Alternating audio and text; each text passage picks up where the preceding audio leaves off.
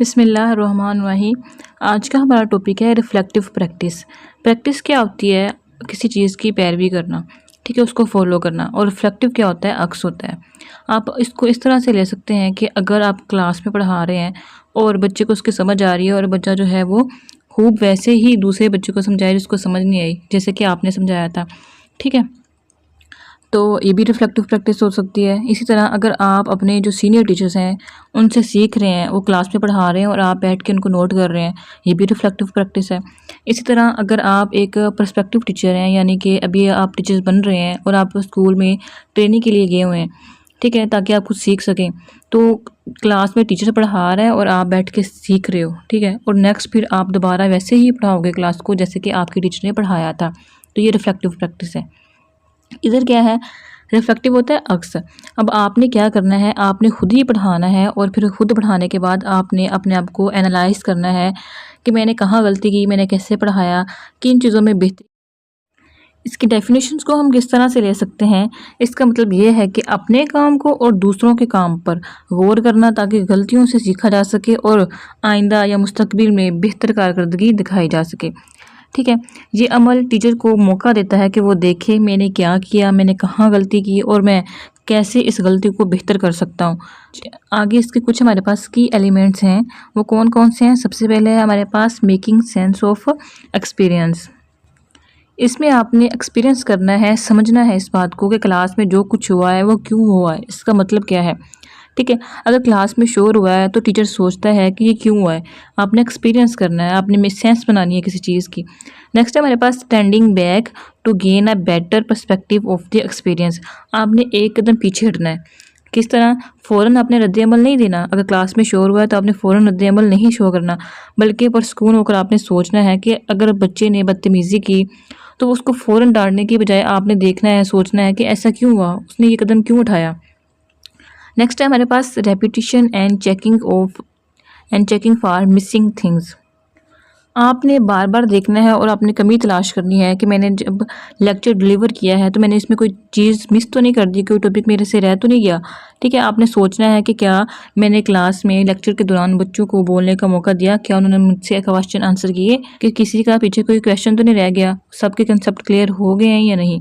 Next है हमारे पास deeper honesty to accept the normal course of events.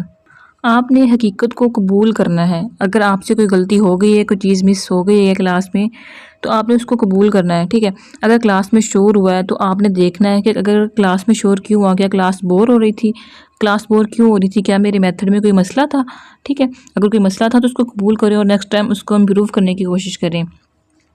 Waking up and balance in judgement. आपने मुतवाज़न फ़ैसला करना है, आपने जज्बात से काम नहीं लेना, बल्कि सोच समझ कर नतीजा निकालना है।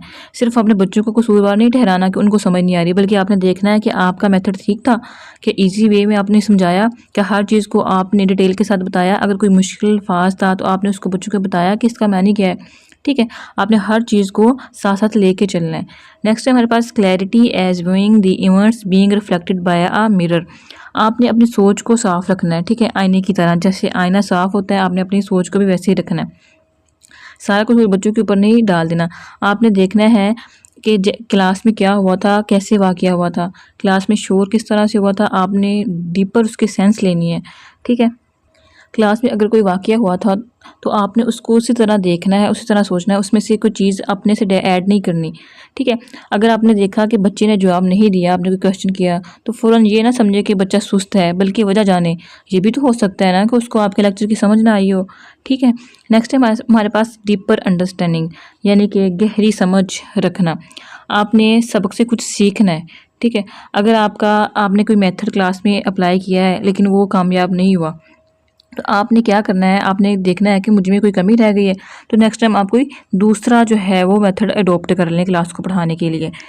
आगे है हमारे पास मेकिंग जजमेंट्स टू डेवलप और अडोप्ट अ स्ट्रेटजी, एक्टिविटी और एन अप्रोच। आपने आइंदा के लिए हिकमत अमली बनानी है।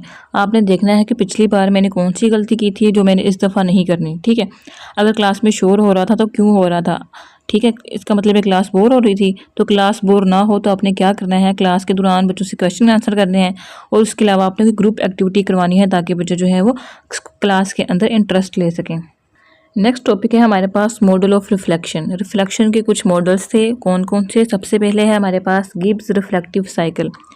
गिब्स का जो रिफ्लेक्टिव साइकिल है, जो मॉडल है, वो 6 मराहिल पर मुश्तमिल है। सबसे पहले आता है हमारे पास डिस्क्रिप्शन। पहले देखना है कि डिस्क्रिप्शन में कि क्या हुआ था क्लास के अंदर। नेक्स्ट है हमारे पास फीलिंग्स, कि उस वक्त आपने कैसा महसूस किया जब क्लास में शोर हुआ था, तो आपकी फीलिंग्स क्या थी, क्या आपको गुस्सा आया था। ठीक है। नेक्स्ट है एवेल्युएशन, अगर आपको गुस्सा आया था तो क्या हुआ, आपने कैसा रद्द-ए-अमल शो करवाया, क्या आपने बच्चे को फ़ौरन डांटा। ठीक है। और अगर आपने बच्चे को डांटा तो क्या इससे मसला हल हुआ, आपने इसको एवेलुएट करना है। ठीक है। नेक्स्ट है एनालिसिस, आपने देखना है कि ये क्यों हुआ, क्लास में जो शोर था वो क्यों हुआ, किस वजह से हुआ, क्या आपके अंदर कोई मसला था, आपके मेथड में कोई मसला था, या आपके रवैये में कोई मसला था। उसके बाद है कंक्लूजन, इससे आपने क्या सीखा, जो पिछली दफ़ा क्लास के अंदर हुआ था उससे आपने क्या सीखा। तो आपने करना है ये है कि आपने नेक्स्ट टाइम क्लास में कोई एंगेजिंग एक्टिविटी करवानी है, कोई ग्रुप एक्टिविटी करवा देनी है, जिससे बच्चे जो है वो बोर ना हो और जो क्लास के अंदर एक्टिव रहें। लास्ट है हमारे पास एक्शन प्लान, आपने आइंदा के लिए प्लान बनाना है कि मैं क्या करूं कि बच्चे जो है वो क्लास के अंदर शोर ना करें। तो इसमें आपने क्या करना है कि आपने अगली दफ़ा बच्चों को ग्रुप वर्क देना है। ठीक है। और बच्चों से क्लास के दौरान क्वेश्चन आंसर लेने हैं। ठीक हो गया। इससे नेक्स्ट हमारे पास मॉडल है Jones model for structure reflection. इसके अंदर कौन कौन सी चीज़ें आती हैं। ये जो मॉडल है ये आमतौर पर इस्तेमाल नहीं होता, ये तब इस्तेमाल होता है जब कोई क्रिटिकल इंसिडेंट क्लास में, यानी कि कोई अहम वाक़या या कोई पेचीदा मसला क्लास में हो, तब ये हम मॉडल इस्तेमाल करते हैं। इसमें हमने क्या देखना होता है कि किसी बच्चे ने गलती की तो टीचर क्या सोचता है। ठीक है। ये क्यों हुआ, मैंने इस पर क्या रद्द-ए-अमल दिया और इसमें क्या बेहतर हो सकता था या आप क्या बेहतर कर सकते हैं। ठीक है। इस तरह से हमने चीज़ें लेके चलनी है। नेक्स्ट है हमारे पास रोल्फ ETAL। ETAL का क्या मतलब होता है कि सिर्फ रोल्फ ने इसमें रिसर्च नहीं की, बल्कि इस रोल्फ के अलावा भी 3 से 4 रिसर्चर हैं जिन्होंने इसके ऊपर काम किया हुआ है। ठीक है। तो रोल्फ का जो मॉडल था 2001 में, उसने क्या कहा, ये जो मॉडल है ये सबसे सिंपल मॉडल है लेकिन एक पावरफुल टूल है रिफ्लेक्शन के लिए, सबसे अहम टूल है। ठीक है। इसके अंदर 3 क्वेश्चन जो हैं वो हम पूछते हैं, या ये 3 सवाल पर मुश्तमिल होता है। वो कौन कौन सा, कि व्हाट, क्या हुआ था, आपने अपना एक्सपीरियंस जो है वो डिस्क्राइब करना है कि क्लास में क्या हुआ था, क्या शोर हुआ था या किसी बच्चे ने बदतमीज़ी की थी। नेक्स्ट हमारे पास सो व्हाट, यानी इसका क्या मतलब है कि फिर आपने क्या किया, क्या हुआ। ठीक है। तो analyse the experience and it's implications. Next है नाउ व्हाट, अब आगे क्या करना है आपने। सबको इस तरह से लेके चलना है कि क्लास में बच्चे शोर कर रहे थे, बच्चे शायद शोर क्यों कर रहे थे, कि बच्चे शायद क्लास में बोर हो रहे थे, या उन्हें बोर क्यों हो रहे थे, उन्हें टीचर का लेक्चर जो है वो समझ नहीं आ रहा था। नेक्स्ट बार जो है टीचर ने क्या करना है, उसने लेक्चर को एक दिलचस्प वे में डिलीवर करना है, क्लास को ग्रुप एक्टिविटी करवानी है, क्लास के दौरान बच्चों से क्वेश्चन आंसर करने हैं ताकि बच्चे जो है वो बोर ना हो। तो इस तरह से आपने सारी चीज़ें लेके चलनी है। तो ये थे 3 मॉडल्स रिफ्लेक्शन के। ठीक है। इसको अपने अच्छे तरीके से कर लेना है। ओके जी। नेक्स्ट है हमारे पास enabling reflective thinking in learning. Reflective thinking क्या होती है कि आपके पास जो आपका प्रीवियस नॉलेज है और जो न्यू नॉलेज है, आपने उसको जोड़ना है और जोड़कर नया कोई इल्म तलाश करना है, कोई नया एक्सपीरियंस लेना है, नई इन्फॉर्मेशन लेनी है, ताकि आपकी जो है वो जो टीचिंग है जो वो और बेहतर हो सके। इसके कुछ स्टेजेस हैं। फर्स्ट स्टेज है प्रेजेंटिंग रिफ्लेक्शन।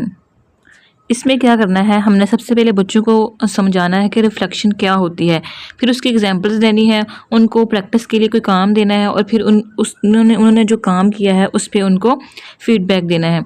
जैसे कि इसको मिसाल के साथ लेते हैं कि जो आज सबक हमने पढ़ना है, उसके बाद टीचर कहेगा कि बताएं कौन सी चीज़ आपको मुश्किल लगी। बच्चे जो है वो अपनी सोच लिखेंगे या टीचर को बताएंगे, और जो टीचर है उनको मज़ीद गाइड करेगा कि आपने इसको किस तरह लेके चलना है।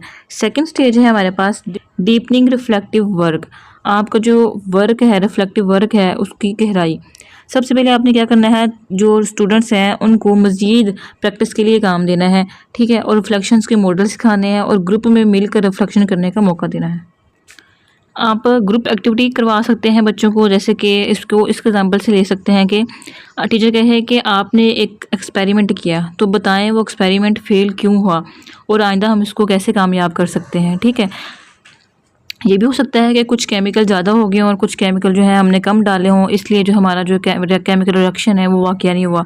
ठीक है। तो इस तरह से आप चीज़ें लेके चल सकते हैं।